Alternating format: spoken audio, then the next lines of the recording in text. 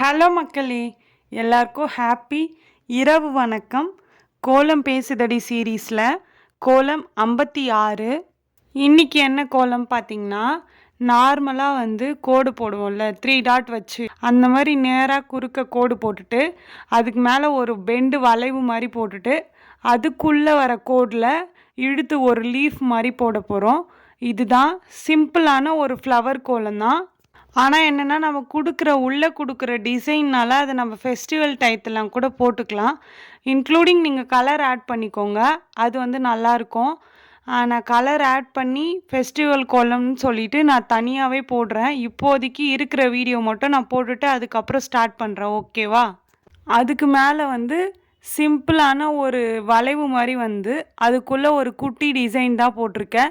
இந்த கோலம் டிஃப்ரெண்ட்டாக இருக்கா அப்படின்னு சொல்லிட்டு நீங்கள் கமெண்ட்டில் சொல்லுங்கள் மறக்காமல்.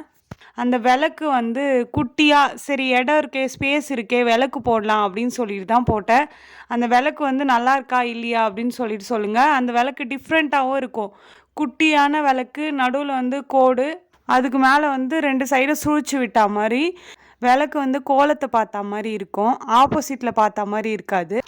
அதுதான் இதோட அழகுன்னு கூட நான் சொல்லுவேன்.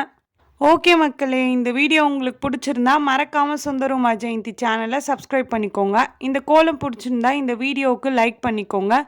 நெக்ஸ்ட்டு என்ன கோலம் போடலாம் அப்படின்னு சொல்லிட்டு கமெண்ட்டில் சொல்லுங்கள். பாய் பாய்.